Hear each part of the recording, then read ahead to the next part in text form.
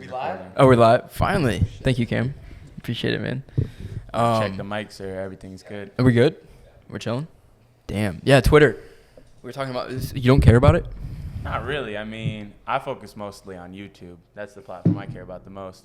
But Twitter is cool. I mean, I see y'all doing very well on there. You built like your whole brand off there, right? Yeah, I mean, well, now it like started there and like kind of moved outwards, but so now it's moving everywhere else. But yeah, that's what it started on, is just that, just like writing bangers and chilling, talking shit with the boys. I think one of the two like best places to start are YouTube and Twitter personally, because YouTube like builds that super strong connection with your audience. Yeah. Like you can just make an Instagram account and be like, I have one, and a lot of people will go follow you, right? And then Twitter's more, you like see inside someone's mind, but also you get really, really good at that short form, like getting your thoughts out there in 280 characters in a way that it's compelling to people and they can read it really quickly. And I think that's why you've built a really strong brand, and obviously you've built a really strong brand. Yeah, I noticed it has like good discoverability too. Like I did have one viral tweet. It's the dumbest thing ever. I was just in a hotel. It was a really nice hotel, and I was like, man, I hate Airbnb. So I was like, hotels over Airbnbs, and I got like 100,000 likes. I'm like, what? I only have 4,000 followers. So like I can see how Twitter is good for blowing up, but it seems like you gotta say more controversial stuff to get it to hit. Yeah, I mean, it's definitely lowered barrier to entry. But it is, I wouldn't say you have to say more controversial stuff. It's just like that shit is fleeting. Whereas like YouTube, like people will see your stuff forever. It's like always indexed. Like the content doesn't, it has like a shelf life. You know what I mean? Whereas Twitter is like, is here today, gone tomorrow. But I started going on there mainly just because like people on there were like, cause I don't come from like the entrepreneur space at all. Like I played ball and like just have been like kind of, like on the far right extremist side of things, and so like that shows in the podcast a lot. That's why I started on Twitter, is because it's like, all right, especially during Corona, like I was working online. I was a part of an agency that did like e-com shit, so I was working on e-com shit, and I was just like bored during the pandemic. Yeah. And all this shit's happening, everybody else is being herded inside, and like I was just posting health information and like fighting against the regime. So I like that audience better than any other audience, because like the TikTokers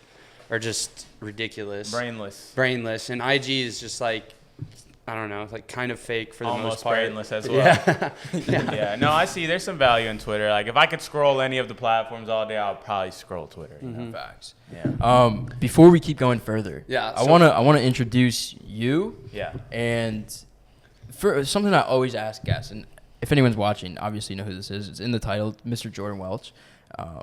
What episode is this? 14? 15. 15? This is episode 15. Nice. And if you were to describe yourself in like 2 sentences to anyone that wants to just know who you are, right? Because on this pod, we don't like to do big intros, whatever. They can go watch your channel. We want to ask you the questions that no one else is going to ask you and talk about the things that no one else is going to talk about, right? Let's get it. So what would you say in 2 sentences is like your background and who you are? Yeah, so I've been an entrepreneur pretty much my entire life, and I also have a passion for creativity and content. So I started making videos when I was 13. I started my first business when I was 15. So to summarize it, I'm an entrepreneur and I'm a creative. That's what I love to do. Those are the 2 things that get me excited about life. Facts. And I can relate to that super heavy in terms of like the creator side of things. Yeah. And what do you think, like what part of creativity? Because I think we all have different things. Like on the surface, I don't think I'm like super creative as a person, but I like to build things. I always talk about it. Like as a kid, I was growing up, Legos and like Lincoln Logs and like seeing something in here, and then it's like physical, right? And that's why I like business so much, because I can think of something and it manifests itself. Like, and when you say creativity, what does that look like?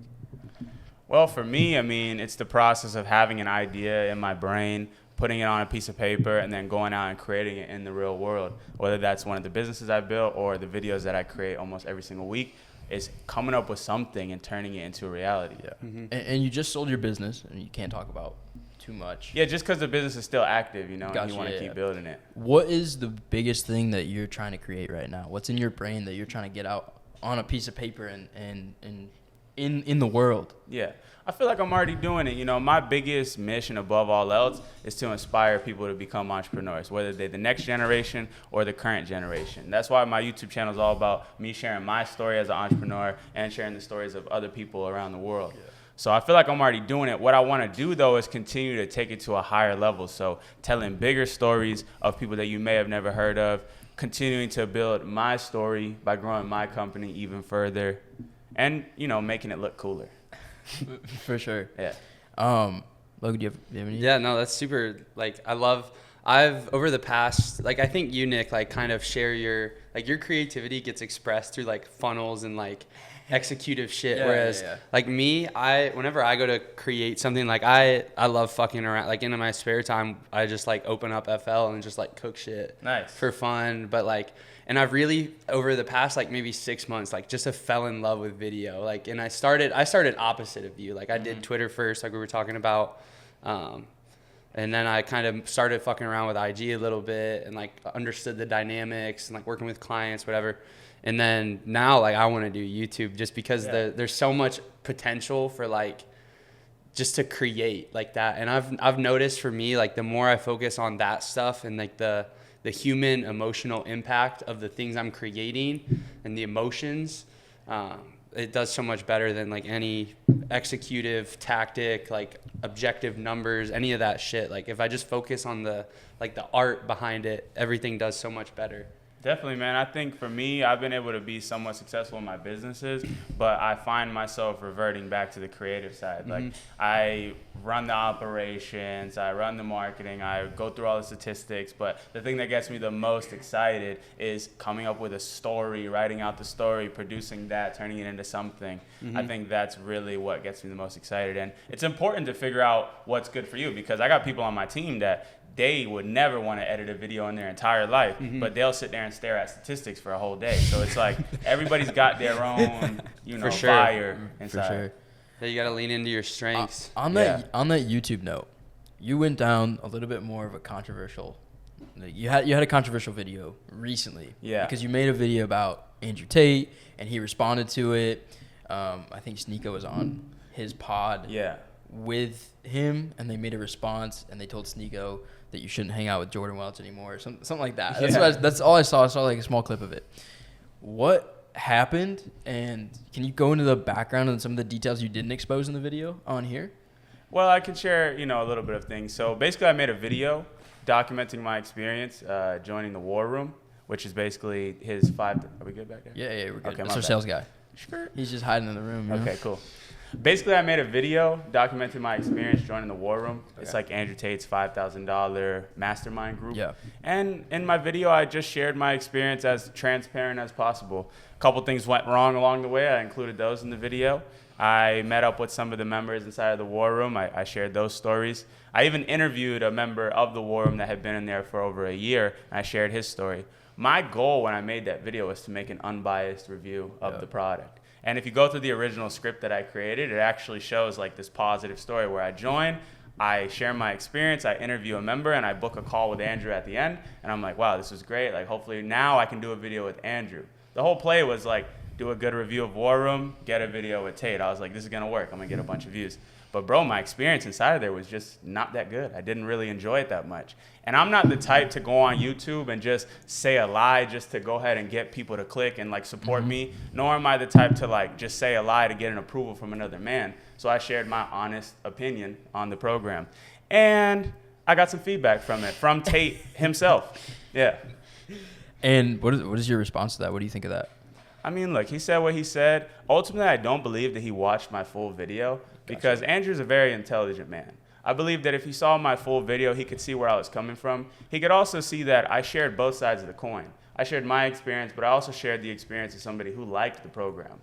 He also never addressed the fact that I booked 2 calls with the man that I paid for, and he never showed up to the call. I did get refunded, but like, come on, you know, that's something that should be addressed in the response. So personally, I feel like there's more to be said from him, but he don't care, bro. He made so much money off the war room. He don't care. I think more than anything, he was just trying to do some damage control, trying to switch the narrative up and get his followers not to really hear what I was saying and just pin me out to be some type of bad guy. But I got people real close to Andrew that was like, bro, you didn't do a bad thing. You didn't do nothing wrong. You know what I'm saying? So like, For sure. It's hilarious for me to see like the inner, like it's like it was funny with Iman and it's funny with you to see people start to come into like the Twitter web, because that's where he's like the biggest person to ever come out of that world. Yeah. And it's really hilarious to I didn't even realize he started there until you told me that earlier. Yeah, it's really funny to see like the Twitterverse, because it's crazy. It's the Wild West. Because we're super familiar with what was going on like 4 or 5 years ago. Yeah, but and now it's hitting like the mass market, and just so funny to see the dialect between like how, and it's funny you see it in how the YouTubers all like have their space, and then like the TikTokers have their space.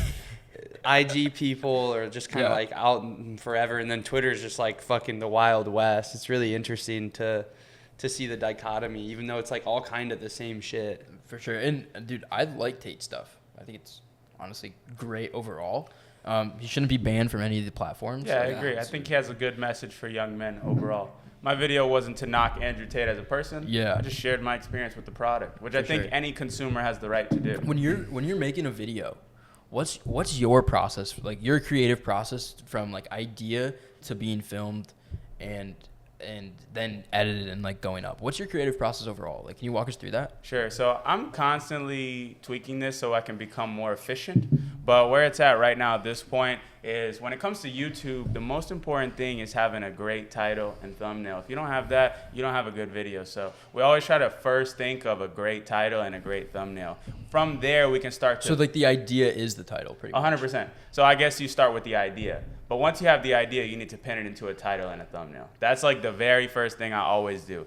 I write out the title ideas. I write out like 10 to 20 ideas. I'll write out a couple different thumbnail concepts. And once I get it in my mind, like, okay, this is something good. This can do really well. Then I start to actually work on the video story itself. I'm really simple with this. I don't write out like a book worth of a script. It's like maybe like 1 or 2 pages. But I try to put together an outline of the video. So the hook, what's going to happen in the story, like the main story beats, the climax, the big moment in the video, and then the outro. So I try to write out the hook, write together something that's going to get the audience but not bore them, and then just start piecing together the story. But every video is different as well. So, you know, some videos require more story. Some videos are literally, yo, today we're going to go ask YouTubers how much they make. You know, so it's like there's not much story to it. It's literally we're just going to go out there and we're going to do this. So for the storytelling, because obviously once Nick was like, yo, I was talking to Jordan, like, I think we're going to record. I was like, dope, sweet. Like, I had seen your stuff before, obviously, but went and, like, found you on Twitter now, and I see entrepreneur and storyteller, and now you re-mentioned that. Do you think that, like, are you a natural storyteller, or where do you think that kind of comes from? Or could you just go a little deeper on storytelling? Because I think it's something that, like, so many people that I see, you know, they want to do content or they want to start a business. Like, people don't understand how much, like, those creative writing stories you wrote as an 8th grader, like, bro, that's so impactful to you actually having success. Like, people don't understand how fundamental the skill of writing actually is to any business, any sort of content, no matter if it is YouTube videos, right? Yeah, it was almost like the right skill, but like the wrong application. Like, 100%. So I would love to like know more about like your storytelling process and how you kind of made that connection and when you started really embracing it. Just like go deep in it. Well, I don't really believe in like raw talent, like I was a natural or I was born with or anything like that. It's definitely something that I've worked on. So, you know, being friends with other creators really helped me develop that skill set, because it's not something that you can learn in school. It's not something that you can even learn from YouTube videos. You have to make content and you have to have another creator go through and say, man, you should have probably did this a little differently. Also, too, being a nerd when it comes to YouTube, like watching many videos from the top creators, you start to see certain trends that they do when it comes to telling stories, whether that is character development, music, sound effects. These things all piece together an entire story. Like there's this YouTuber, he makes Minecraft videos. His name is Dream. I don't play Minecraft anymore. I'm not 12, but I study it because the man is getting 20 million views a video. So I'm like, damn, how is he telling stories with literally Minecraft I characters? think that was viral on Twitter recently. Like he did like a face reveal or something. Yeah, that guy right there. And there was this interesting experiment where somebody took his videos and they took away the music from it, and you're watching the video like, this is the most boring thing I've ever watched in my life. But then you play it back with the music and like you're like, what's gonna happen? What's gonna happen? Like, so there's a lot of little things when it comes to telling a story. But I think for me, the way I learned it was just making a bunch of videos, being around other creators, and then really just studying YouTube like heavily. And also loving it. And I think like what I see when people like want to like do something, they love it. I'm asking. Yeah. You loved it, right? But you also probably got obsessed with it, and we're just like, okay, now I need to go and look for the specific sound effects, specific sounds, specific whatever's going on, because I don't know, at least me sometimes when I'm not like trying to, you know, pay attention and explicitly look for something, I just kind of it just glazes over. Like, yeah, I'm obsessed with YouTube. Yeah, without a doubt. That's super interesting. You mentioned the music too, because I was sitting around last night, like I just talked for like, I don't know, 2 hours from like 4 to 6 basically with other guys, and they all kind of do something similar to what Nick and I do, like working with our clients, like help them get good short form video up and like understand that process. And we were all talking about like, I feel like the music piece is such a big thing, because because like all the people that have shitty content, like really the problem with it is they don't, and you talked about like hooks and thumbnails and those ideas, like it's and it's kind of the same thing with short form.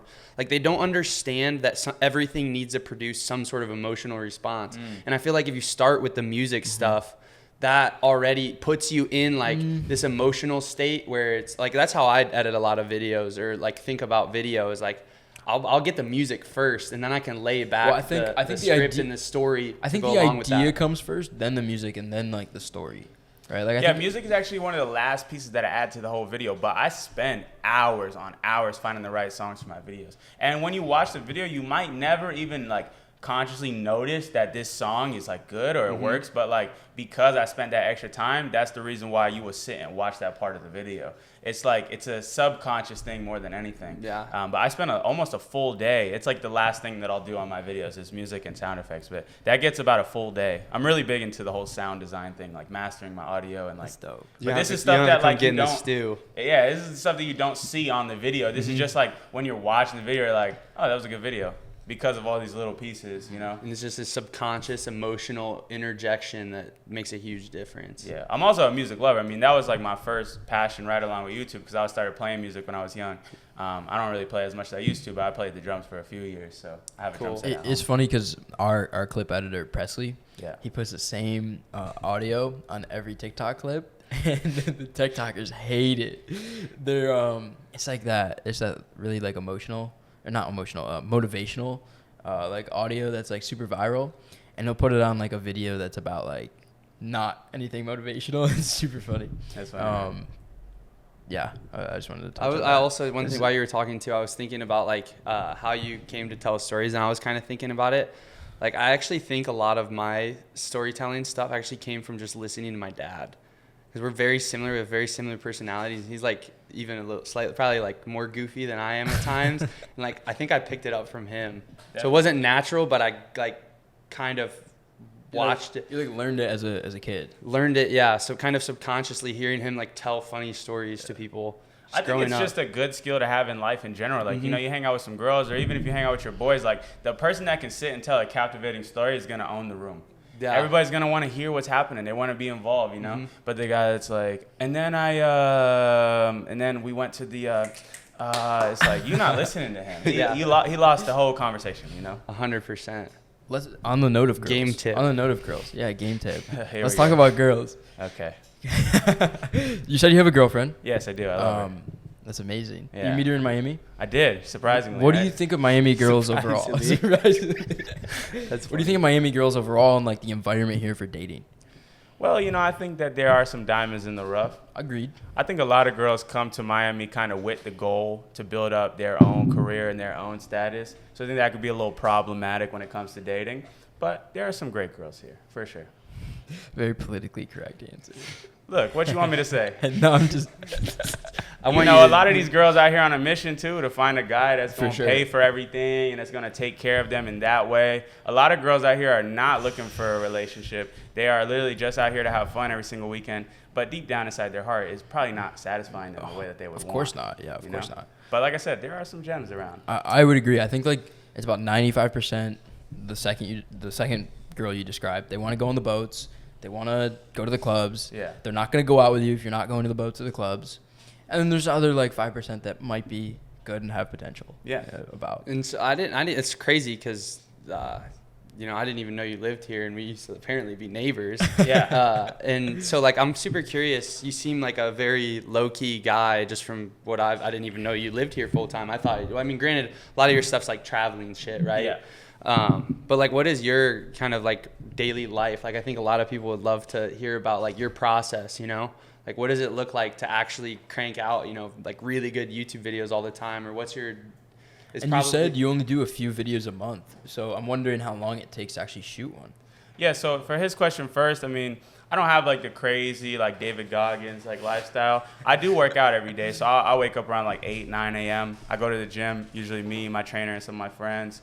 Work out for like an hour. I'll go and eat some food afterwards and then come back home and pretty much just work. Like, I don't like to do too much stuff. I like to just get straight to it because, like, I've tried these crazy morning routines and stuff, but for me, it's just, like, I just like to use all the creative juices, all my brain power, like, right away. So I'll work for, like, 4 or 5 hours, usually go get some food, hang out with my friends. That's, like, my daily schedule. It's not as exciting as you might have liked, but that's the real answer. Like, you know, I'm I'm the the same same way. I'm the Yeah. same way. Because like I think there's this perception of we live in Miami and people back home will be like, oh, you're in Miami, you're like living that life and blah blah blah. And it's like, dude, like my Instagram posts, like pictures are not my day-to-day life. Like day-to-day, like gym, work, getting things done, stuff like this. Yeah. And it's all fun to me, but it's just not. I'm not on a boat every day. It's super interesting because like I won't even like I own a fitness company and like lift a lot, like train MMA, do all this shit, but like I won't even do that before I wake up and get work done because I hate like I don't want to use that like creative brain power on like working out because I always know I can just like go muscle out the workout, you know what I mean? And if anything, it gives you more energy for the rest of the day. And we were talking about this with MMA. Like we used to go to the 10 a.m. sessions and the rest of the day was just like done. Just completely like, fucked. Yeah, Completely you take a lot out of yourself, you know, Yeah. especially like rolling and training in the morning. Like that's probably. Do you train? Not MMA, but I did kickboxing for like 2 years, but not currently in my training. Cool. But I just do like weightlifting and I like Nice. to run. I like to play basketball. We should link up and play Yeah, basketball. let's we'll do go it. hoop with Jordan Let's for do it. sure. For Let's sure. rip it.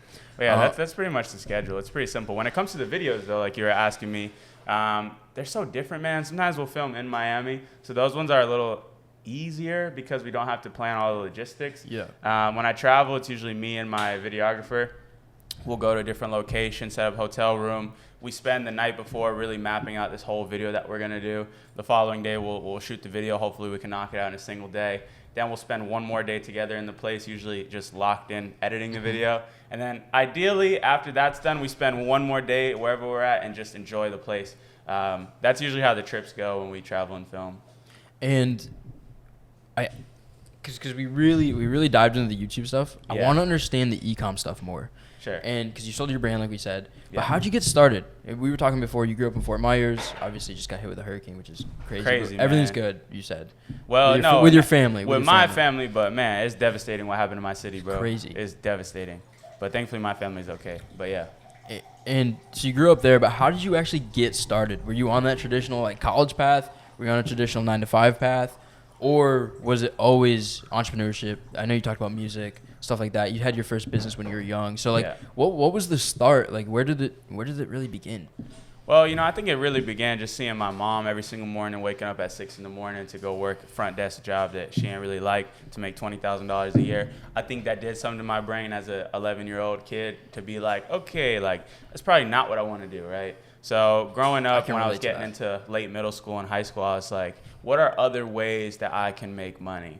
And I used to be really into Call of Duty. I used to play like competitively. I was into trick shotting and all these things. So I would try to figure out.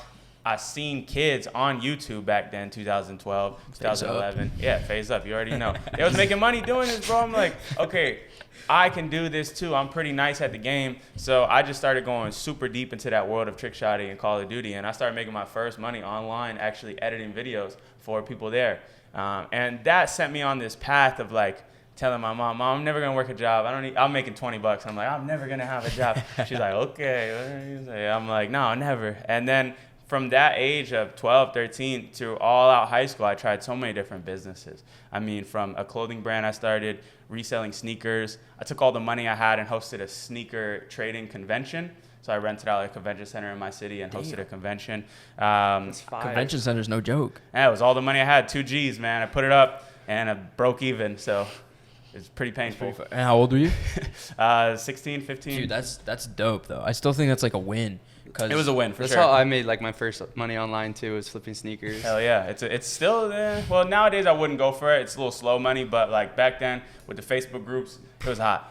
Yeah. It was really just that day when I hosted that convention, it really locked into my brain that like this is what I was gonna do forever. I had 100 people waiting outside in line when I got there. I'm like a little kid. They're all older than me. Some kids were there too. And man, I got to open the door and all these people got to come inside. It was like a crazy, crazy experience. I could still see it in my brain now. But then after high school, man, I wasn't having a lot of money. I had like $500, $400, and like I didn't really prove my point. Like I was trying to be like, oh, I'll never have a job, like, and yeah, I didn't have any money either. So my mom was like, dude, you gotta do something. You can't just like stay here for free. So I ended up going to college, Florida Gulf Coast University. I went there for a year, and you know I did my best. I got straight A's and stuff like that. But I was like, this is the biggest waste of time ever. So in that summer after my first year is when I started Shopify and e-commerce. Yeah. So you straight dropped out. What year was this? 2017. Okay, so you're like You dropped out. You beginning? graduated high school in 2017. In 2016. Okay, Oh. cool. Yeah. So I went to college for 2 months and then I dropped out. And I was just like, I'm done. I'm out. Yeah. And my thought was, I'm gonna get my real estate license. There you go. And then that's not what I did. But I started selling cars and then I got into the Shopify like drop shipping game. Oh yeah. But mine was like after, like it was I didn't really have like a thing going. Did you have something going, or did you just straight up just I'm done? So I started in the summer. So that gave me like some time buffer because I was like, look, school's starting back up again in 3 months and I need to get something going in this time frame.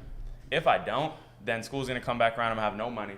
And the biggest fear of mine was the fact that I lived in a dorm and I was using student loans to pay for the dorm, and I saw the amount of money that I had racked up living there. So I was like, my number one goal was to actually make enough money so I could split an apartment with 2 of my boys and live there. I cared about that more than almost anything else. So the goal was literally to make, I think it was like $570 a month in profit that I could actually keep. So that was like what was keeping me kind of like going. I relate to that so hard. I was like, dude, if I can just get to 10K a month in sales, like I'm gonna make it. Yeah. And then you hit it and it's like, it's not a lot. It's not a lot at all. I was lit. When I got my money, bro, I was like, okay, like we got a crazy apartment. Like it was a cool little 3-bedroom apartment. So you went and got the apartment, you went back to school? So what's crazy is that around 2.5 months during summer, right at that point where it was about time to go back to school, my Shopify store had made some money. It wasn't profitable, but it was making a couple $100 a day. Okay. So I took a bet on myself and said, fuck it, I'm gonna sign this lease. I signed the lease to the apartment before I was really making profit on my store. And that, honestly, I think gave me that extra push that I needed to keep going because it was like, dog, if you don't make this money for real, you're going to look like an idiot to your friends. You're going to look like an idiot to your mom. It's just going to be an L overall. And literally, in that 2 weeks before I moved into the apartment, I found the product that was my first really profitable product. And I started making around 3 to 5K profit a month. Dude, that's fire. And do you think it was because you just like looked harder because you had that pressure on you, or was it like a gift from the universe, like some kind of like weird, you tapped into a different level of like consciousness? I don't know. We talk about it sometimes on here where it's like when we write content and have ideas, we want to get it from our brain and like post it because there's something with the energy there. You know what I mean? Yeah, God was definitely on my side with that one, bro. God was definitely on my side for sure. That being said, I definitely put the work in. But when I say God was on my side, I mean he gave me the confidence and faith to keep going on this thing that I was really scared to do. And it's something that I think like there's a couple really interesting things I was thinking about as you were talking about like this progression. Like number one, I feel like everybody that we talk to either for the pod or just like whatever here in life, like you have to have the conviction first. Like you don't, it's not going to be like oh, you know, like you have to have You the just conviction, believe it's gonna happen. the blind conviction before it happens. Yeah, I or knew even- it was gonna work. Yeah, and that's like the corollary between all of these people. And then just another really interesting thing I thought too about listening to like that kind of like come up story is it's super interesting how little it's talked about, how few kids are willing to just be honest about like the costs associated with college. Because that was like my thing too. Like I was on a mostly paid for scholarship between grades and football, and like, bro, it's still so much money out of pocket. You know, expensive schools, sure, but it's just like it's crazy how like kids just get thrown to the wolves, and it's like everybody's scared to talk about it because they don't want to face that reality of how expensive all this shit is, how much debt you're actually accruing. I think relative to like the numbers we kind of see now after we're like more experienced in business, I saw an interview you did. You said you had like 1.2 mil like a year or something. It's on your Instagram, but like relative to that, it's like, okay, college isn't that expensive. But as I someone, don't want to take 100 of that and put it to college, you know. For sure. Yeah. But like in relativity, you know, it's know not what you mean, expensive. though. But like when you go back and think about it, these kids have nothing. Like maybe like a side job or something, and they're just being slapped with. My dad was gonna be like 120, I think, after 3 years. Yeah. That's crazy because you have nothing. You don't have any money coming in, and they're just giving it to people. It's just too easy to get involved in those financial deals. Like they don't. It's really a simple contract. It's just like, just go ahead and check these boxes. I remember my process to get my loans. It was quite literally like a DocuSign where you check a couple boxes and you're off to the races. Yeah. Dog, if you go to the bank and ask for a $30,000 loan, they're gonna need to see your bank, your mom's, your grandpa's, your address, your social, your call, everything. But to get the student loans, it's like, no problem. No, just take all the money. It's like. It's super interesting too because you were mentioning your goal is to inspire entrepreneurs and like in that whole scene, and like a lot of people will say that, and you know, or I'll see it at least from certain people, and it's like that's their goal. It's like, no, dude, that's how you that's how you're making money is that, you know what I mean? Like you have real assets, and I think it's super important that people like you that have built real assets, like, dude, like, well, every kid that's 14 should know this. Like every kid that's 14 should know about the basics of signing away, you know, $200,000 in liabilities before you even have a fucking method of income. Like everyone should know that. Yeah, it's insane. Or even the people that like get in debt and then are like, yeah, I'm gonna do another 4 years, and I'm gonna do another 2 years on top of that. I just don't know what they're thinking. Like what convinced them that is smart? I think it's a habit. You know, you get used to the routine of going to school. You feel like the more school you go, the more money you're going to make, you know. So, and at the end of the day, there's a little bit of value in it, especially if you have a path that you want to go on. And even if you don't, perhaps it might be good for you instead of sleeping on your mom's couch. But if you got to come out of pocket or you got to get crazy student loans for it, it's just not worth it.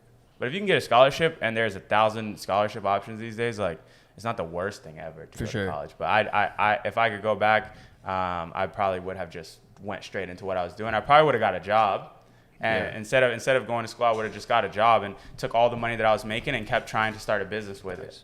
Which I had a great time in school. Like I loved playing ball, like loved my friends and all that shit. And actually, it's super interesting because I look back at it, and like I dropped out after my third semester, like right before the end of my third semester, and I look back on it, and I would have probably gotten where I am so much faster if I had, you know, just stayed in school but actually started the business. Because like I dropped out and then I had to like make money to survive and shit, as opposed to, you know, less of that in college. I'm actually really glad I went to school for those 2 months. I was writing out my story. I needed the 3 years. I was writing out my semesters. story the other day because I was trying to like pull more content ideas. And I'm writing it out, and I really had this like realization that I'm glad I went and did those 2 months. So I felt like kind of the pain and realized how much I hated it. And I'm also glad I went to a completely different city where I didn't have any friends. It's important. Because if I probably stayed in Syracuse where I grew up, around my friends and that type of thing, I probably would have stayed at school, to be honest. And I probably wouldn't be here because I probably would have stayed at school and gone down the same path and whatever because of that environment. Like I was placed in an environment that forced me to like make a big decision, which was drop out. Same, but I also think it's for the exact opposite reason. Like if I would have stayed with my friends in college, I wouldn't have had, I was too insecure then to like be different, you know what I mean? And do the things that I think if I was around my hometown friends, it's one thing, but I knew these people 1-2 months, like there's no insecurity there. Like, I'm out. Like, Yeah, if it's an excuse to move away from your hometown, I think you go for it, because staying in your hometown can be a little detrimental to your success. Now, some people can thrive in that environment, but for me, I think moving, it was literally just an hour away from my home, but being in this different place, having my own space, definitely helped me out tremendously. So when that happened, you got the apartment, whatever, the store starts going. What does the trajectory look like? The growth look like? Is that your first store that was sold recently, or No. are there different ones? Like, what's your? Because I don't know if I've never seen you really talk about your e-com stuff. Yeah, it was the main focus of my YouTube channel for the last 2 years, but really this year I started to pivot the content a little bit more. But basically, once that store started performing pretty well, I got back into school for about a month, and I was in class, sitting in the back of my class, working on my store, fulfilling orders, answering emails. I was like, okay, I can do one or the other. If I try to do both, I was failing school, and the store was doing good. So I was like, okay, I know where I'm gonna go. So I went to the guidance counselor, whatever it was. I told him I was gonna drop out. He's like trying to lecture me, like, are you sure? I was like, yes. And I showed him the store. He's like, oh, cool, man. Good luck to you. And then I just went all in on the business. By the end of that year, I did around $700,000 in sales, and I show all this on my YouTube, it's all verified. And at that end of the year, I had more money than I ever had before, and I started to feel like, okay, this is not just a little business. I can actually make real income off of this. Yeah. So I continued building that business, and I started YouTube at the end of the year. Because I mentioned this to you guys before, but that's really how I got my start as a kid, was making videos. So I was thinking, okay, a lot of my friends are asking me how I'm making money off this Shopify thing. My mom want to know more about it. My sister want to know more about it. So I literally just started making videos to show my friends what I was doing. And that first video is still on my channel. It's PowerPoint of me talking about what is e-commerce. You know what I'm saying? Very unedited, it's all raw, it's all there. Sure. And that video got 1,000 views. And I was like, okay, this is cool too. And people will reach out to me and ask me, hey, can you give me some advice? Can you give me some coaching on this business? And people was paying me for that as well. So I was like, damn, now I got 2 streams of income at the end of this year. And I just doubled down on both of those things. Going into 2018, though, I reached this point where I was loving my business and what I was doing, but I was getting tired of being in Fort Myers, where I'm from. So I wanted to move to LA. It was always the goal for me as a kid to move to sunny Los Angeles. So in April of 2018, I packed up everything I had, and I moved to LA. Let me ask you about that goal. Yeah. Why was it a goal? Do you think you maybe saw people on YouTube that were doing it big, maybe in the Call of Duty space and stuff? It was YouTube, because I watched so much YouTube growing up. I'll watch Justin Escalona and David Dobrik and everybody is in LA. Distorm Power, Fusi2, all these guys. And I'm like, I want to live there. I had never even been there before. I went there only one time before I just signed a lease through the internet and moved into an apartment. Wow, that's crazy. That's super dope. We went. It was my first time in LA, mid-September, and I fucking loved it. It's a great place to visit. I loved it. I would never move back to LA ever in my life. Yeah. Why? What part of LA were you in? I lived in downtown LA. Ooh. It's pretty damn ghetto over there. I'm not gonna lie, but I didn't know that before I moved there. So the reason why I picked downtown LA is because I used to watch all these apartment tour videos, and I was looking for the dopest spot. And I found this girl. She's doing her apartment tour of this space, and I was like, that building is sick. I gotta live there. So I emailed them. I found an apartment. I literally signed the lease without even seeing the apartment. And then I got what I wanted, and I loved it for a while. But as I started to spend more time there, like Brickell, where we live right here in Miami, is so safe and so nice. But downtown LA is the flip side of that. I had a crazy view in my apartment. I missed the mountains, I missed the Hollywood sign from my living room and stuff like that. But man, I feel so much safer and comfortable here in Miami. I would definitely not move to downtown LA, but I loved Hollywood, Santa Monica. Hollywood's pretty damn ghetto too, bro. I ain't gonna lie to you. West Hollywood's a little nicer. We stood up in the Hollywood Hills, so it was it was a little unreal. Yeah. Yes, that's that shit right there. Yeah. That's a nice place to be. But even then, there's some drawbacks to that as well. So it's a place that I'll go and spend a month out the year. I'll spend a couple weeks out the year, but I don't plan on moving back there anytime soon. Interesting. I feel like Miami too. I don't know if you've realized this, because it's crazy, because we used to be neighbors and didn't know it. Yeah.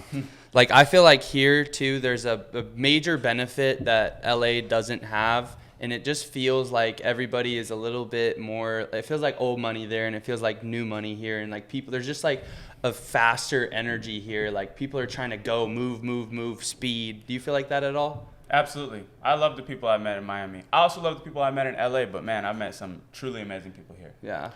Yeah, I feel like we can go anywhere. And also, every time I come back on a plane, there's just like a certain energy you get. You just know you're coming back to Miami. Yeah, I love coming home. Especially when I come back from where I grew up, because it's super slow there. It's like a town of a couple 100,000 people. You come back here and it's like, yeah, back in Miami, like time to work. Time is to get 5x again. Like, Yeah.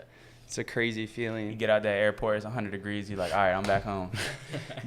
So I want to hear, like, one thing that we always like to kind of discuss is, like, what is top of mind for you right now? Like, what problems are you solving, like, right now? I know you mentioned software stuff before we started filming, but I always like to know, like, what people are working on, you know, like right now, like what's actually going on. And that's something we like to talk about here. So right now, I'm trying to restructure the funnel for my software, because at the moment, I've been able to do over 2 million in sales with it, and we don't really have a crazy back end setup at all.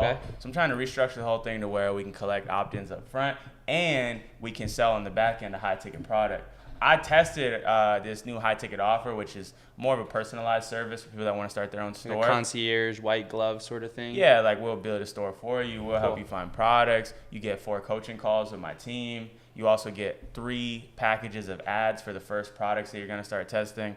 So it's like very more hands-on.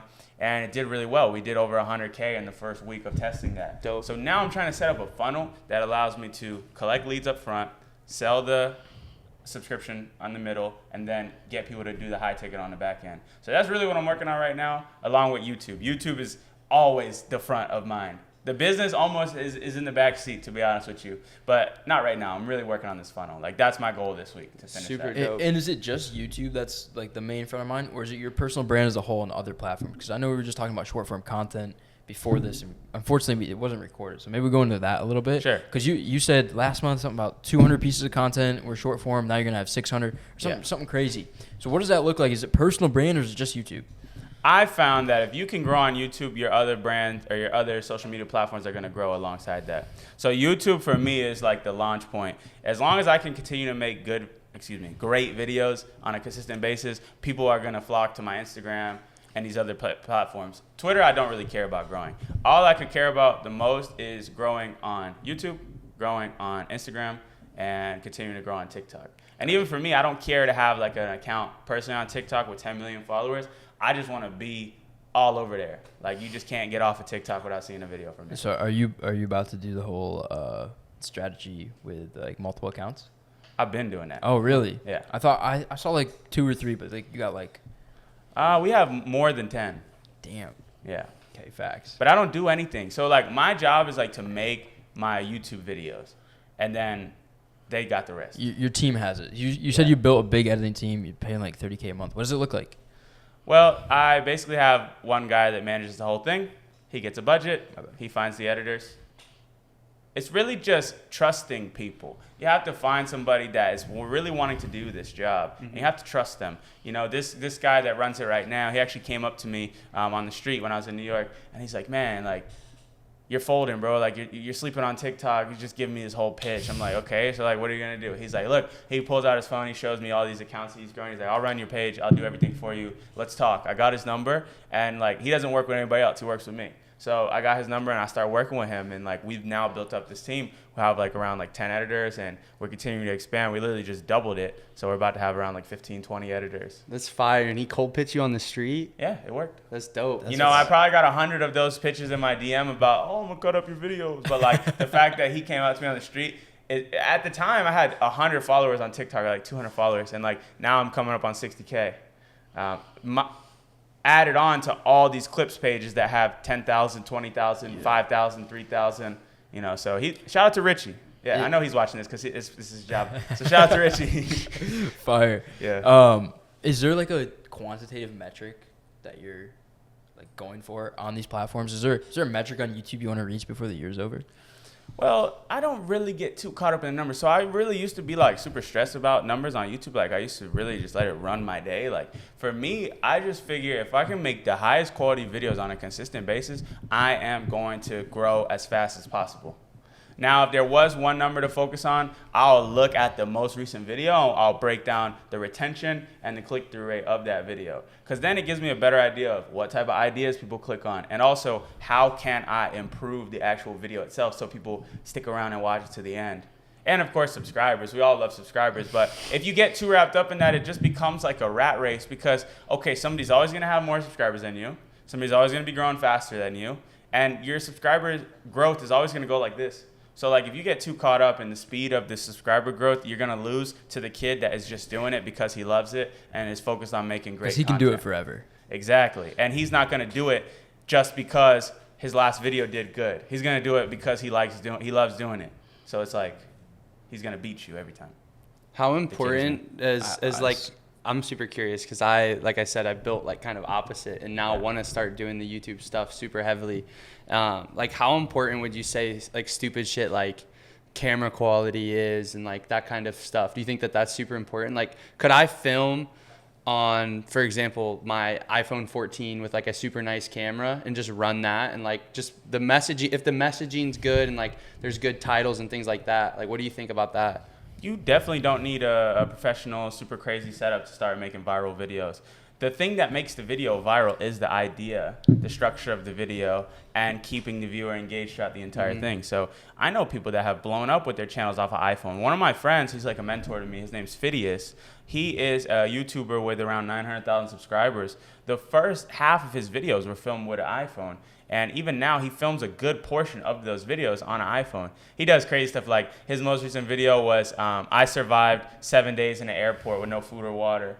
So like he literally is going through the airport, Damn, like what? sleeping on the floor, like asking people for food. Like it's crazy. It got 1 million views in like 5 days. And 90% of the video is filmed on an iPhone, like vlog style, you know? So it's definitely not about the camera quality. We have crazy camera setup now, but even I tell my videographer, like, we can dumb it down a little bit more. Like it doesn't have to look like, you know, Martin Scorsese or something crazy like that, you know? Yeah. And that's one of the things I noticed with my clients on Instagram. It's like trying to set up this whole camera. It's like, dude, if you just say the right things in the video and you're just like personable on camera and relatable with your selfie iPhone camera, it's probably going to perform. Like you don't. I need will the say crazy that thing. editing, you can't really slack on the editing. Like that's probably the most important thing that people sleep on. And like I find people all the time that want to start YouTube and they always like come and ask me for advice, and I don't feel like I'm like the best at giving YouTube advice, so I try not to, you know, take that. But people always be like, yo, I'm trying to start a channel, I'm about to hire an editor and I'm about to hire a videographer, and they have 0 subscribers. I'm like, bro, you lost because you don't care about the process at all. If you're immediately trying to outsource every piece of the puzzle, you don't care about it. Yeah, it's something that I've realized, like, because I've worked with videographers for my short form stuff and like different things I do, whatever, and it's I feel like it does remove you from it, and you could also just like, if you learn it, you can crank out way crazier volume. I don't know. And it's fun, dude. Yeah, Editing is genuinely fun. Like we were sitting down the other night, and you're like, dude, like I've never seen this side of you. Because we were in LA, and I just decided to just throw like a quick edit together for. I didn't know you had sauce like that, to be honest. Yeah, I mean, I guess I do, but you never saw that, but like I guess that was like almost a wake up call to me, like, oh, I should go like edit some videos again, like, and I plan to start posting on YouTube consistent now. I've done a couple, but consistent. I'm probably gonna edit a lot of it just because it's fun. I edit 80% of my YouTube videos. Wow. Really? Like when I say 80%, I mean I edit every video, but I edit 80% of it. Yeah. My videographer, he'll help me, and he'll actually cut up the video so I don't have to sort through all the footage and sync all the audio. But then I will come through and really piece it together to be that story aspect. And I think eventually you can get to the point where you can have somebody editing it full time. But you need to edit. If it's YouTube, you need to edit it yourself for a while so you can develop your own style. When you look at some huge channels like the Nelk Boys, they're a golden example of this. Like Kyle was literally sitting there editing every single video for years, and now he's got people editing the whole thing because they have developed this format. So, you know, it's just the way that it works. You can start with an editor, but if that's the case, you guys got to be locked in. You can't hire somebody from Pakistan to just like expect them to figure out your whole. I have a really format. good videographer here in Miami, and he's super nice with it. Like, but even when I've worked with my videographers, I can't give that part of it away. I want to be involved in like the direction that it's going. Here, put this on. Put the this idea overall. Having a videographer when you start your channel is fine. It's actually encouraged, but you can't hire the person and expect them to have the whole vision. Like people be like, I'm looking for a fire videographer with tons of experience and knows how to go viral on YouTube. Like, I wish I could do that. I You know, can't. Like, I almost micromanage because I'm like, yo, do this, Yeah. like throw this transition in. I want it to pop right here. It comes with trust. And with my guy, his name is Tate, we've become very close friends, even outside of working together, just because we've spent so much time together and we share a lot of values. But when we first started, I was very much like that. It's like, yo, bro, how can we create this idea? Or, yo, bro, do this exact thing. But now I trust that he's going to execute on the vision because we've created so many times together. So it's like, it's just like, y'all, like, you're going to go off of each other's energy because you've done shows together now. But maybe the first time there was some like hiccups, and there will still be hiccups in the future. But Yeah. that's like a trust thing. 100%. It is. You do build like a really unique form of camaraderie. It's like you used to play football, people. you know, like you got to trust all them boys on the field. Like everybody has their role to play. And that's what I'm trying to learn right now. And what I feel like will take me to the next level is learning how to manage a bigger team and a bigger operation and trusting every single person that I hire to go and do their role. And if they don't, you know, check them on in, get rid of them. Or if they do, show them respect and continue trusting them even further to handle more tasks. Yep. That's the only way you could really move the needle, like at an extreme pace. Yeah. And How many people are on your team now? It's around 15 people, but well, not counting that editing team because that's a whole different thing. That's around 15 people for my YouTube, my software business. Yeah. Do you still have any ecom businesses? No, so that was my main business. I'm big on like focus on one thing at a time. So I was really focused on that store, and I wasn't running 4 at a time or like that. I was focused on that business. So once I sold that, that was I'm kind of out right now. And now, what does the software do? So it's called Viral Vault. Okay. Basically, it's the all-in-one toolkit for anybody who wants to start their own Shopify store. So every single day, we give them 2 product recommendations, products that have recently gone viral on Facebook or TikTok. We give them everything they need to sell those products. So description, ad copy, video ads, and there's a course in there taught by industry experts, not just me. So me and my friends came together and we created a training program. Between all of us combined, it's over $10 million worth of sales. Cool. So you get a little bit of everything. There's also a community as well with weekly calls with me on Sundays and 2 coaches to answer every question you have. So like that's why I say it's the all-in-one toolkit. Like if you want to get started, there's everything that you really need in there to get it going. It's almost just like a coaching program to a degree. Yeah. I mean, Sure. and it's accessible. You know, it's not $10,000. Like it's literally $67 a month. So like for somebody looking to get started, like you don't need to stack up a bunch of money before you jump in there.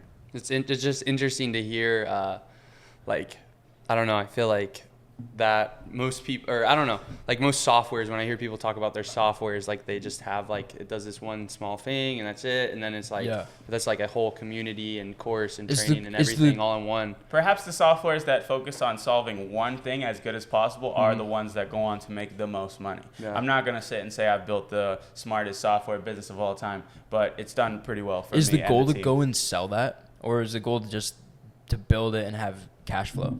Well, I am working more towards the ability to sell it. I don't look at it right now with like, oh, I want to sell this today. But me even stepping in and changing the training from just me to being a bunch of different experts and setting up the systems to where if I wasn't involved, the business would still grow. Those are the things needed to sell it. But the business is heavily tied to me. My face is everywhere in there. So it's like to sell it right now, it's like the equivalent of selling a course or like an education business. Like, It's tough. It's tough. So it's a cash flow business for me above all else. In regards to like selling something, Yeah. obviously you have experience with that. I'd love to hear like the process. Can you talk about what it was like trying to get someone to buy that and maybe the underwriting process and working with whatever lending and funding, whatever they had, Sure. and getting that done? So it's pretty easy on my end. It just took a long time. So I used a company called Website Closers. And basically what they do is I've heard of them before. Yeah, you submit your business to them. They review everything. So I send them my bank statements, my P&L, the whole business, right? And they go and they create like a package, kind of like if somebody were to sell you an apartment or something like that, like breaking down why you should buy the business, the market analysis, the business numbers, a breakdown of the product, the competitors. They do a full thing like that. I'm not even doing an ad for them. I'm just telling you the process. And once they create that package, then they go out and they promote that to their list of buyers.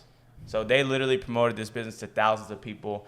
In total, I got on around I think 5-6 calls with different potential buyers. You know, people offered stuff that I wasn't into. And then it stopped. Like I didn't hear from anybody for a while, and I started to get a little worried. Like, damn, my business is not gonna sell. Like, I am probably just going to go ahead and work on YouTube full time and just let this business kind of sit on the side. It reached a point where I wasn't working on the store anymore because YouTube was like, and my software was taking up my whole life. But I was in New York in July, and I got a phone call from my broker, and he's like, Jordan, we found this guy. He's ready to close right now. We need you to get on a call with him today. It was like Saturday, and I got on a call with him. We broke down everything. He asked me 1,000 questions, and he was like, yeah, I love this business. I love this product. I'm interested. And literally within 2 weeks, like, I got the escrow. The business was closed. We signed a contract basically with his terms, and then he basically sent over the initial deposit. I sent him over all the assets, and then he sent the rest. Damn. Congrats, super, dude. That's, yeah, that's super amazing. That's dope. Thanks. What made you want to shop it? Well, for me, it was like I am already so focused on these 2 projects, and e-commerce felt like it was something that got me to this point. A stepping stone. Yeah, but it's not the thing that I see myself doing for 30 years or something like that. Whereas if you ask me about YouTube, I would like to do YouTube for as long as I possibly can. So also the content on my channel used to be all around Shopify, all around dropshipping. But if you notice, it's really shifted. This year, I think in total, I posted like 4 videos about Shopify. Yeah. Whereas last year, I posted almost 50 videos about Shopify. So it's like my focus changed, my priorities changed. And also the last thing was that the reward that I was getting for time input in these other businesses was greater than the reward I was getting for this other business, the Shopify store. So for those reasons, I wanted to sell it. And I thought, because, we talk about stories, I thought, what a story, right? To leave Los Angeles in a low point in my life, which I didn't talk to you guys about, where I wasn't having a lot of money, and build up this. We will. Yeah. I get excited, my bad. No, it's all good. What happened was I was leaving LA, bro. And on the way out of LA, I was not in a good financial position. I had started this software company, and I had to build it with all the savings that I had, whilst having an LA lifestyle that was costing me $10,000 or more every single month. It reached a point where my software was built, but it wasn't making money, and the payroll was actually losing me money, and the expenses of my life was losing me money. So I needed to move back home. So I moved back to my parents' place. I was literally there sleeping on my couch again, and the thing that got me out of that was building my Shopify business. I went back to the roots that I had in 2017 at mom's house trying to save up some money. I built another Shopify store, and that store ended up being the one that I built to almost $2 million in sales and eventually selling the business, which brings me back to say, I thought, what an ending to that story. You start this business at one of the lowest points in your life. You build it up over 2 years. It kickstarts your YouTube channel, which becomes the thing that everybody knows you for, and you sell the business. Yeah, that's super cool. And when you left, because I think about that, like, and we know someone, I know someone and the people behind the camera know someone that recently, like, was in Miami and then had to leave and go back home and live with their parents. Yeah. For you, that must have been, in terms of like maybe the ego side of things or whatever you had to deal with, or your friends looking at that like damn, like I gotta go back home after living in LA for what, 2 years? Yeah, luxurious lifestyle too. So how did that? What was like your mental? Yeah, how were you? Like, what were you thinking about day to day? You obviously a low point, a low financial point, but how did you like turn it around? What was your mindset there? I'm gonna tell you like this, right? When I was in LA at that time, I had so much weight on my shoulders because of this expenses that I had and the income that was coming in. Yeah. Actually moving away and resetting to the point where I had almost no expenses took the weight off my shoulders. You would think that I would go back and it would be miserable. You'd think I would go back and it'd be like, man, I'm so sad. Like, I miss my LA apartment. But it was actually quite the opposite. It was like a freedom. Like, I felt like lighter. Like, I was like, okay, like, now my brain can actually think clearly because I'm not focused on survival. Yeah. My mom, she got me. I'm good. I got some food every night. I got a roof right now. I'm okay. And I'm surrounded by love. I'm surrounded by people that love me more than any of these people in LA did. Even though they're my brothers, whatever it is, like, your folks and your brother, your real brother is going to love you way more. And honestly, that's what gave me that push to realize, stop trying to work on this software business when you literally have a skill set to make money without having a lot of money. And that's what led me back to doing Shopify and drop shipping. So, it was painful, yes, but it was not as painful as what I was feeling when I was there in LA. It's super interesting. Like, I have seen And you see it here in Miami too. Like people start doing well, and then they let their lifestyle inflate, you know. And I know people that like see it here a lot. have had the success, and then they let it inflate, and then something happens and they lose it. And I've seen it be like really defeating, you know, like really breaking down people's ego, where it's like, fuck, man, I went from this to that, and like. They just kind of, I've seen some people quit, like just throw in the towel, which is super interesting. Like that place of, it's, I mean, for any young people listening to this, like I would say, and I did it early on. Like I probably spent way too much money when I first moved here, or too much money when I, first dropped out. Like you get in that like place where you think you got to do all these things to look a certain way, and that's not the truth. Like if you just have the freedom to safely create without all that stress and shit, like the stress never really helps you. Like people talk about how it's this big, like, oh, now you're forced to compete and stuff. I feel like that just paralyzes you, and you think short term, you think like very, and it's just destructive towards real work and progress. And you build a lifestyle that you have to keep up. You know what I'm saying? Like you build this lifestyle and this standard that you have to maintain for you to feel at ease. Like, I definitely am not the world's most frugal guy, I'll tell you that right now, but I'm also not at Live every Sunday, you know what I'm trying to say? So it's like I have found a balance that works for me to spend freely. You know, I have the car that I always wanted. I go out to eat at the nice restaurants that I always want. I go on trips whenever I want. I buy my mom. Like, yesterday, I was hanging out with my mom and my little brother in the morning, and my little brother was like, oh, there's a Dolphins game today. And, like, I just bought tickets, like, some of the best seats in the place, and we just go there and we just watch the game. Like, they wanted to see Jack Harlow. We get box seat in front of the whole thing. Like, I don't think about that type of stuff because I'm not spending egregiously on bullshit, you know? It's, for me, I will always overspend on experiences. Like, I don't really care that much about, like, quality food, just quality things in your life. Like, clothes that might fit and you know. And when you realize the real ballers are not the ones spending 30 G's at the club, it really changes your whole perspective on everything. Yeah. They get invited to the club, they hang out with the promoter, and they're not spending a fucking dime. You know, so you think you're looking cool when you're spending $20K at a table with 9 dudes, but you're actually the corniest guy in the whole place. So, you know, it's like, when you start to realize these laws of life, it changes your whole perspective. Well, what's your balance look like between the degenerate, you know, type of stuff, and the more like business and maybe more tasteful like experiences and spending on that? When you say degenerate, you mean like partying and all these type of things? Yeah. I think for me, when I first moved to Miami, I was super into it, just trying to get a feel for the lifestyle, trying to meet the right people so I can go to certain places. But now that I feel like I've built these relationships and I know I'm good to go wherever I want to go, I don't crave it as much. It's like when you know it's accessible, you don't really crave it as much. Like part of the excitement to going to certain clubs is like, ooh, I wonder what it's like, or like, oh, I want to see what it's like. But like when you go there many times and you know the guy that's gonna get you in there, you know what it's like, you don't crave it as much. And I think being in a relationship really changed it more for me as well, because you know, it's like me and my girl can go out and have fun. She's gonna bring all her friends, I'll bring some of my friends. It's gonna be a good time, but I don't crave it as much as I used to, because you know there's some other motives for why I used to go out. So. Do you think you're trying to get girls? Of course. Do you think because I'm starting to get serious with this one girl, right? And do you think it's helped you in business or hurt you? Well, if it was hurting me, I wouldn't be in a relationship, you know? Right, sure. I think the relationship has helped me a lot, because what I found when I was single and I was dating a bunch of women was that I would build up little progress with them and then throw it out, and then build up little progress and throw it out. With her, it's like we starting to build something special, and I could see that focus trickling over into my business, because now I can see things with more longevity. And also, I'm not worrying about meeting up with other chicks. I'm not worrying about the next link up or trying to keep up with like a rotation or whatever it is to look cool. Like, I got somebody that I love that's there for me, that's going to support me, and that has definitely helped me out a lot. You know, she's like my biggest fan when it comes to the YouTube thing. Maybe my mom would be first, and then she would be second. But, you know, that helps too. Like, when you get to, like, watch your content and, like, there's somebody that you know is, like, going to love what you're creating, it makes it more fun for me too. So, yeah.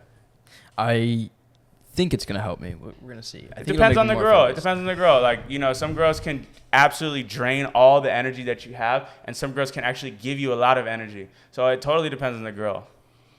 For sure.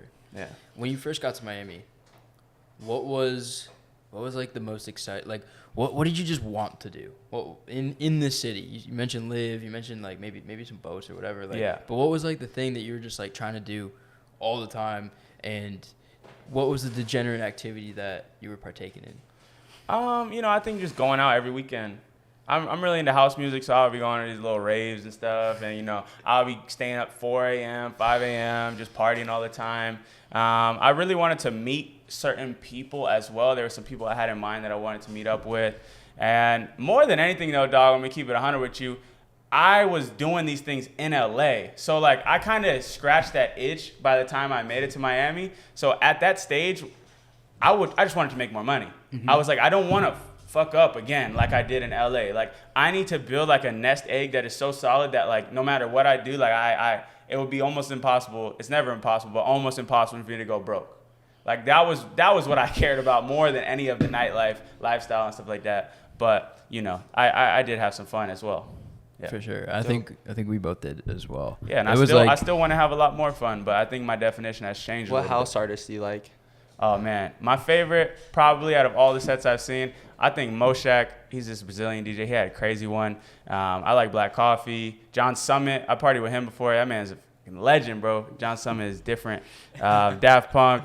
I'm big into house, man. I listen to house music all day, every day. There's a sales guy outside, and one of my friends are trying to get me to go to Rufus on Sunday. Yeah, Rufus' guy. I saw them 3 times. They're great, especially when they bring out their instruments and it's not just a DJ set. They're incredible. Yeah, we have an event this weekend, so we're gonna be like there and then coming back Sunday morning. So I don't know if I'm gonna swing it, but I might. The one thing that can give you some peace is that them guys perform all the time, all year long. They're not gonna stop. So if you don't see them this time, you'll see them again.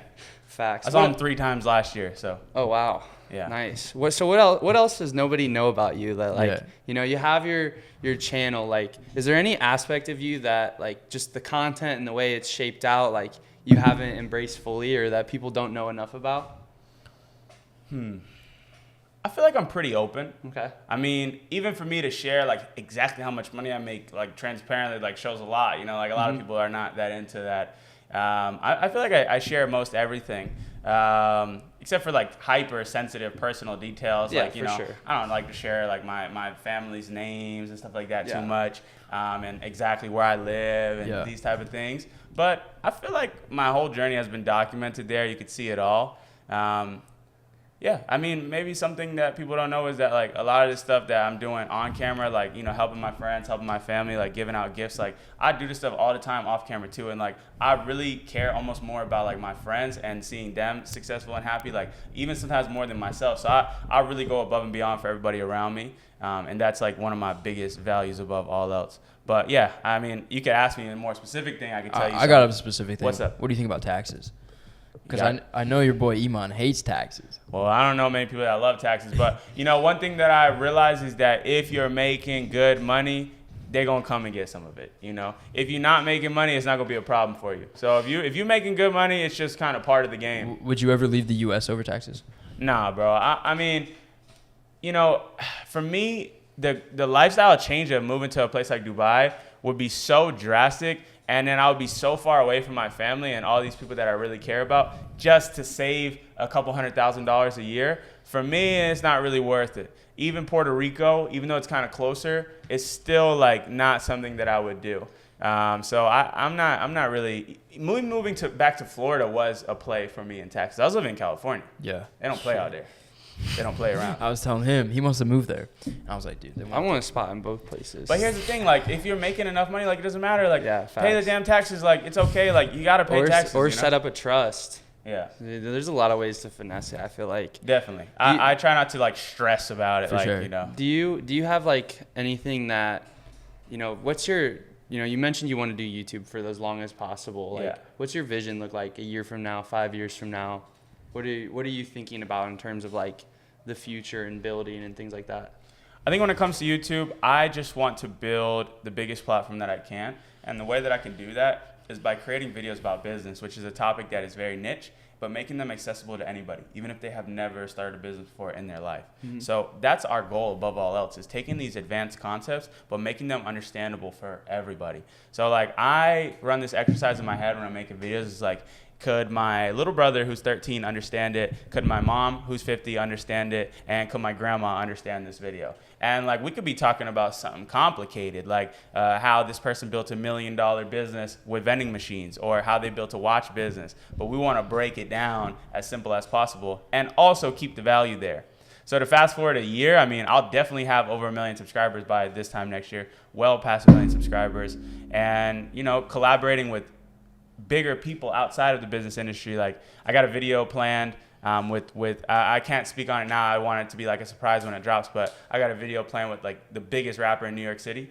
So y'all will see that when it comes out. Fire. Collaborating with people that aren't just internet entrepreneurs, but people that have been able to make money through various routes. So do you want to leave the internet money space and become more like, okay. So I want to be, you know, one of the leading faces of that space because that's my story and that's what has got me to where I'm at today. But I just don't want to be boxed in to that.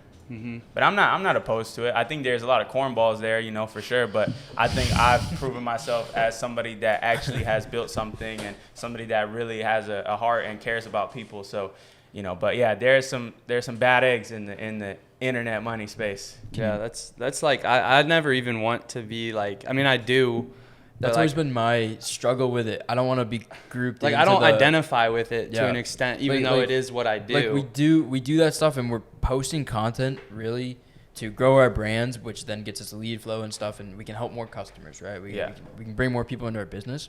But at the end of the day, long term, like I don't want to post tutorials on how to do XYZ with your personal brand, and like this is what I did with my agency. I want to get more creative with it. That's what I've done with my channel, and I've been able to grow tremendously from that. But the way I got my first 100,000 was being super niche down, doing dropshipping specific videos, and that's what worked for me at the beginning. But I've grown a lot faster doing it this way.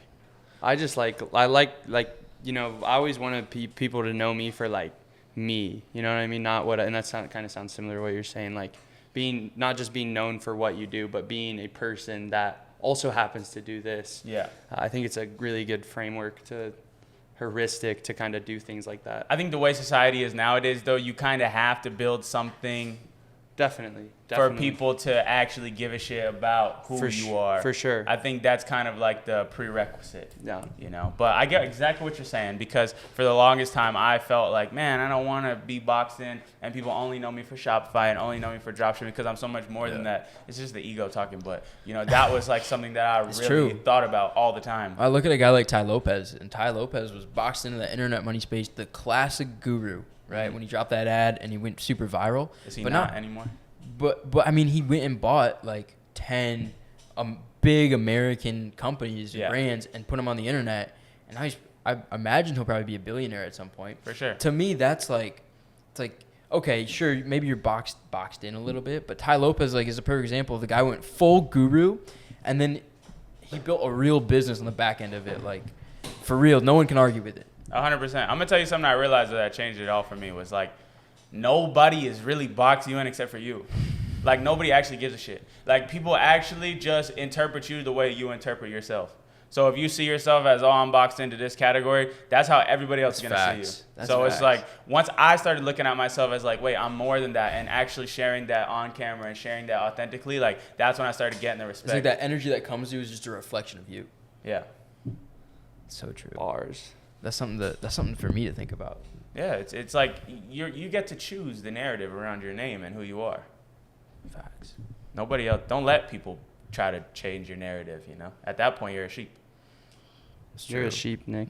I'm not, but not yet. Yeah, our whole company fucks with Nick because it's funny. I don't know. We all just like. I don't know if you. That means you guys are boys. That's yeah, exactly. Yeah. But we especially bully Nick. It's really funny. I don't know why.